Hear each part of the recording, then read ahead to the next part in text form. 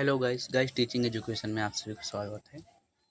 Guys आज हम बात करने जा रहे हैं डीएलएड फोर्थ सेमेस्टर के पेपर थर्ड विज्ञान के बहुविकल्पीय प्रश्नों की। दोस्तों राजन सीरीज के बहुविकल्पीय प्रश्नों की बात करने जा रहे हैं।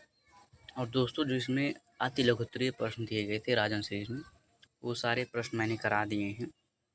और जो कुछ इसमें मोस्ट इम्पोर्टेंट पॉइंट थे, जैसे विटामिन है आपकी, वसा में घुलनशील, जल में घुलनशील, उपभोक्ता है, और भी बहुत सारे इंपॉर्टेंट पॉइंट हैं, तो उनको मैंने एक अलग क्लास में करा दिया है। उनको आप देख सकते हैं दोस्तों, देख लीजिएगा। तो दोस्तों आज का पहला प्रश्न है कि ग्लोबल वार्मिंग का क्या कारण है। पहला ऑप्शन उत्तरी ध्रुव की बर्फ पिघल जाती है। दूसरा ऑप्शन है दक्षिणी ध्रुव की बर्फ पिघल जाती है। तीसरा ऑप्शन है दोनों कारण हो सकते हैं। चौथा ऑप्शन है कोई नहीं। तो दोस्तों ग्लोबल वार्मिंग के दोनों कारण हैं। उत्तरी ध्रुव की बर्फ भी पिघल जाती है दोस्तों, और दक्षिणी ध्रुव की बर्फ पिघलने से भी ग्लोबल वार्मिंग होता है। फिर दूसरा क्वेश्चन है ओजोन परत को क्या कहते हैं। पहला ऑप्शन है जीवन रक्षक परत। दूसरा ऑप्शन है जीवन विनाशक परत। तीसरा ऑप्शन है दोनों। चौथा ऑप्शन है कोई नहीं। तो दोस्तों ओजोन परत को कहते हैं जीवन रक्षक परत। नेक्स्ट स्लाइड चलते हैं दोस्तों। तीसरा क्वेश्चन है ओजोन परत के क्षय का कारण क्या है। पहला ऑप्शन है क्लोरोफ्लोरोकार्बन CFC।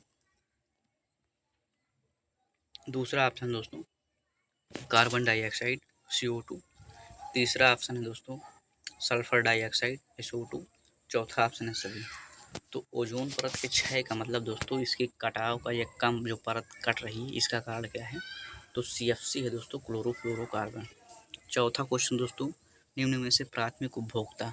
दोस्तों 3 प्रकार के उपभोक्ता होते हैं, प्राथमिक, द्वितीयक, तृतीयक। तो इसमें प्राथमिक उपभोक्ता पूछा गया है। एक उत्पादक होता है, फिर उपभोक्ता।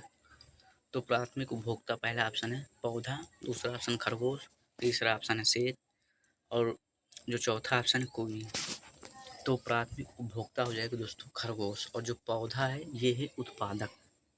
फिर पांचवा क्वेश्चन है कि प्राथमिक उपभोक्ता होते हैं। पहला ऑप्शन है मांसाहारी, दूसरा ऑप्शन है सर्वाहारी, तीसरा ऑप्शन है उत्पादक, चौथा ऑप्शन शाकाहारी।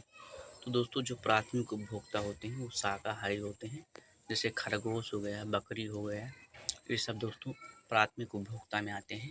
नेक्स्ट स्लाइड चलते हैं दोस्तों। फिर इसमें छठवां क्वेश्चन है कि उत्पादक हैं।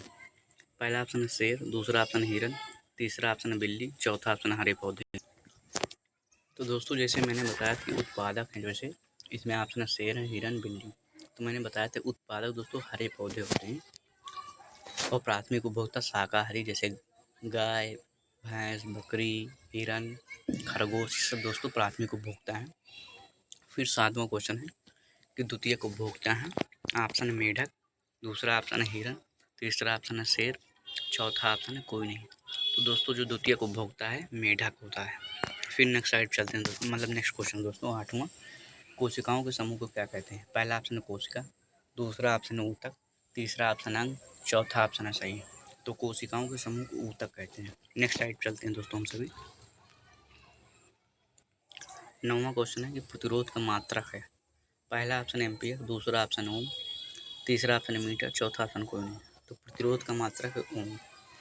फिर 10वां क्वेश्चन है ऊर्जा का क्या मात्रक है दोस्तों। एम्पियर, न्यूटन, जूल, सभी। तो ऊर्जा का मात्रक है दोस्तों जूल। 11वां क्वेश्चन है दोस्तों कि कार्य का सही सूत्र है। पहला ऑप्शन है कार्य बराबर बल गुणे विस्थापन, दूसरा ऑप्शन है कार्य बराबर ऊर्जा गुणे विस्थापन, तीसरा ऑप्शन है कार्य बराबर बल गुणे ऊर्जा, चौथा ऑप्शन है सभी। तो दोस्तों जो कार्य का सही सूत्र है कार्य बराबर बल गुणे विस्थापन, पहला ऑप्शन हो जाएगा सही। नेक्स्ट स्लाइड चलते हैं दोस्तों। 12 नंबर क्वेश्चन है किसी वस्तु के कार्य करने की क्षमता को कहते हैं। ये तो जानते हैं दोस्तों, इसमें सब ऑप्शन बताने की जरूरत नहीं, ऊर्जा हो जाएगा। 13 नंबर क्वेश्चन है एकांक आवेश ऑब्लिक समय किसका सूत्र है। पहला ऑप्शन है विद्युत धारा का, दूसरा ऑप्शन है स्थितिज ऊर्जा का, तीसरा ऑप्शन संवेग का, चौथा ऑप्शन है बल का। तो एकांक आवेश ऑब्लिक समय किसका सूत्र है, विद्युत धारा का। ऑब्लिक मतलब दोस्तों अथवा, आवेश भी से बोलते हैं दोस्तों, बोल सकते हैं, अथवा समय भी बोलते हैं। एकांक आवेश या समय किसका सूत्र है, विद्युत धारा का। एकांक आवेश किसका सूत्र है, विद्युत धारा का। फिर दोस्तों 14 नंबर क्वेश्चन है कि ऊर्जा का सबसे महत्वपूर्ण स्रोत कौन सा है। दोस्तों ये जानते हैं भैया, सब ऊर्जा सबसे बड़ा स्रोत जो है सूर्य है, इससे बड़ा कोई स्रोत है नहीं अभी यहाँ पर। फिर 15 नंबर क्वेश्चन दोस्तों, मैंने दोस्तों बहुत अच्छे से बताया, आज फिर बता देता हूँ ताकि आप कभी भी ना भूलें। निम्न में से कौन 15 नंबर क्वेश्चन दोस्तों, निम्न में से कौन जल में घुलनशील विटामिन है? तो मैंने बताया था दोस्तों, जो जल होता है उसकी इंग्लिश होती है वाटर, और जब हम लोग कोल्ड ड्रिंक पीते हैं तो कोल्ड ड्रिंक होती है बॉटल में, बॉटल में है कोल्ड ड्रिंक BC, बॉटल में है कोल्ड ड्रिंक BC, जल में घुलनशील। वाटर, वाटर किस में रहता है? बॉटल में, ऐसे भी समझ सकते हैं। और कोल्ड ड्रिंक किस में रहती है? बॉटल में, तो BC हो जाएगा, बॉटल में है कोल्ड ड्रिंक, जल में घुलनशील विटामिन। दूसरा ऑप्शन हो जाएगा सही दोस्तों। और ये जो तीसरा ऑप्शन है ADE ये वसा में घुलनशील विटामिन दोस्तों, वसा में घुलनशील विटामिन ADE। फिर 16 नंबर क्वेश्चन दोस्तों 2016 में आया है, कांच की छड़ को रेशम से रगड़ने पर छड़ में आवेश आ जाता है। पहला ऑप्शन है धन आवेश, दूसरा ऑप्शन ऋण आवेश, तीसरा ऑप्शन है दोनों आवेश, चौथा ऑप्शन है कोई आवेश नहीं। तो कांच की छड़ को रेशम से रगड़ने पर जो छड़ में आवेश आता है ये होता है धन, पॉजिटिव।